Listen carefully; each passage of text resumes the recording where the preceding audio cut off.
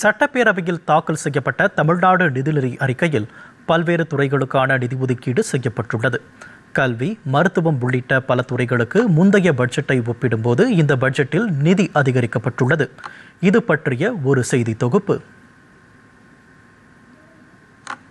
தமிழ்நாடு நிதியமைச்சர் மரிய வில்சன் தாக்கல் செய்த திருத்தப்பட்ட நிதிநிலை அறிக்கையில் ஒவ்வொரு துறைக்கும் நிதி ஒதுக்கீடு செய்யப்பட்டுள்ளது.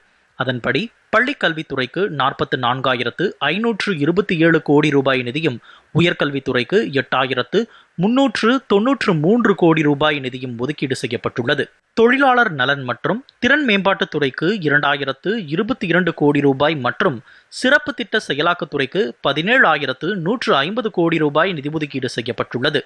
இளைஞர் நலன் மற்றும் விளையாட்டு மேம்பாட்டுத் துறைக்கு 1,051 கோடி ரூபாயும், சமூக நீதித்துறைக்கு 3,937 கோடி ரூபாய் நிதியும் ஒதுக்கீடு செய்யப்பட்டதாக நிதியமைச்சர் தெரிவித்தார்.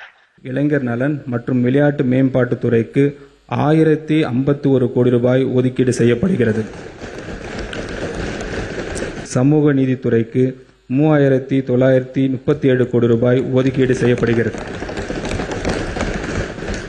மாற்றுத்திறனாளிகள் நலத்துறைக்கு 1,485 கோடி ரூபாய், சமூக நலன் மற்றும் மகளிர் மேம்பாட்டுத்துறைக்கு 9,818 கோடி ரூபாய், மருத்துவம் மற்றும் மக்கள் நல்வாழ்வுத்துறைக்கு 23,357 கோடி ரூபாய், வேளாண் மற்றும் உழவர் நலன் துறைக்கு 14,984 கோடி ரூபாய், தொழில் மற்றும் வர்த்தகத்துறைக்கு 4,414 கோடி ரூபாய், நெடுஞ்சாலைகள் மற்றும் சிறு துறைமுகங்கள் துறைக்கு 21,524 கோடி ரூபாய், ஓய்வூதியம் மற்றும் ஏனைய ஓய்வுகால நன்மைக்கு 47,240 கோடி ரூபாய் நிதி ஒதுக்கீடு செய்யப்பட்டிருப்பதாக நிதியமைச்சர் அறிவித்தார்.